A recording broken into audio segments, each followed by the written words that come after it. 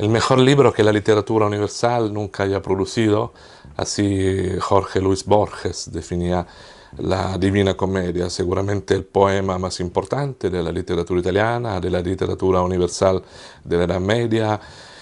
quizá probablemente la obra poética más bella que se haya escrito efectivamente. Eso es la obra maestra de Dante Alighieri, la obra maestra de la poética y de la literatura italiana. Commedia, comedia, inizialmente Dante nunca la llamó divina.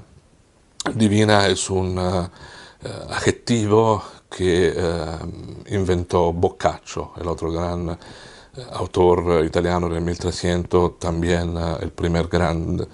comentador de la Comedia de Dante. Una obra que ha sido escrita en muchos años, probablemente a partir del año 1304 o 1305 hasta casi la muerte de Dante. Dante murió en el 1321, entre el 1316 y 1319 probablemente fue concluida. Es una obra que contiene 100 cantos, dividido en 3 cánticas, 3 tomos, podríamos decir, el infierno, el purgatorio y el paraíso, 33 cantos en cada cántica. En realidad el infierno tiene 34, el primero se puede casi considerar una introducción a la comedia en su totalidad. El total es 100 cantos. Están escritos en endecasílabos, el verso típico de la literatura italiana del 1300, la florentina in particolare, del dolce stil novo, con terzine en italiano, tercetos, de versos que forman una cadena, entonces alternados dos a dos, pero donde cada verso introduce un nuevo terceto. Entonces, en total, para comprender, para quien conoce la manera de presentar los versos, es A, B, A, C, B, C, etc. Es un viaje espiritual, un viaje entre la psicología propia del autor, extremadamente moderno, casi adelanta de 7 siglos el flujo de conciencia propio del siglo XX, de Proust, de Joyce, porque en realidad en el momento en el cual Dante cuenta su viaje en el más allá, está profundamente explorando su intimidad, su alma, su psicología. Imagina que a partir del abril del año 1300, cuando tenía 35 años, a mitad de su camino terrenal, se pensaba en la Edad Media que 70 años era la expectativa de vida de una persona. Dante se encontrase en una situación de grave crisis moral, espiritual, se consideraba un pecador grave y entonces se encuentra, quién sabe si en sueño, en realidad, frente a la puerta del infierno en una selva oscura y descubre que ha recibido este beneficio increíble de poder visitar aún vivo el más allá, el infierno, el paraíso y por supuesto antes del paraíso el purgatorio, con una guía extraordinaria, Virgilio, el gran poeta latino, su inspiración literaria, el cual, sin embargo, solo podía acompañarlo en los primeros 2 mundos del más allá, el infierno y el purgatorio. No habiendo nunca sido cristiano, por haber vivido antes del nacimiento de Jesús,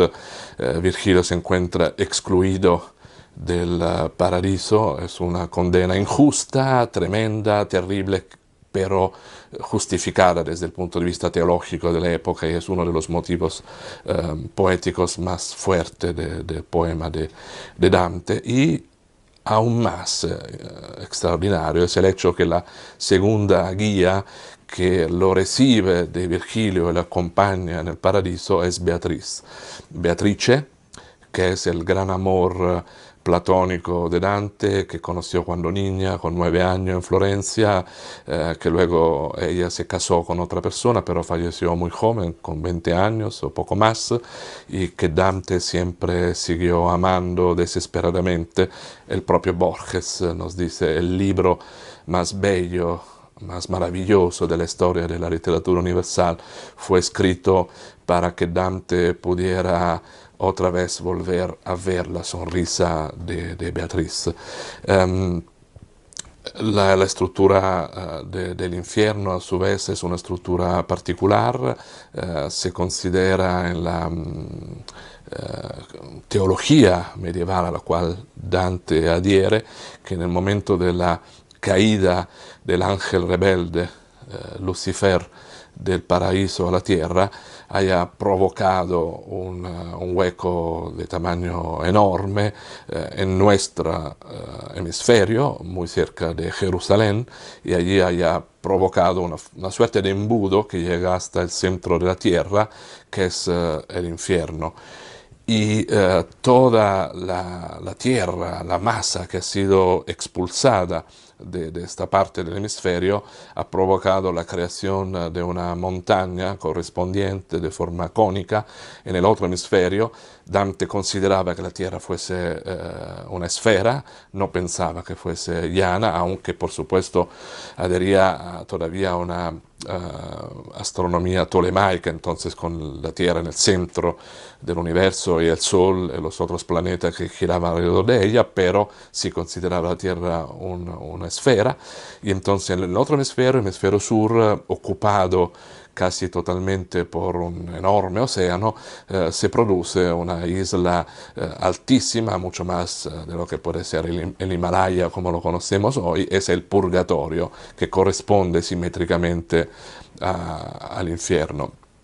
Y alrededor de la Tierra, por supuesto, todos los planetas, incluido el Sol, con sus órbitas que ocupan el tercer mundo, más allá el paraíso, hasta llegar al cielo de las estrellas fijas, teóricamente inmuebles, según la teoría astronómica de la época, donde se encuentra, por supuesto, la Trinidad divina, es el punto sublime y más extremo del viaje de Dante en el paraíso.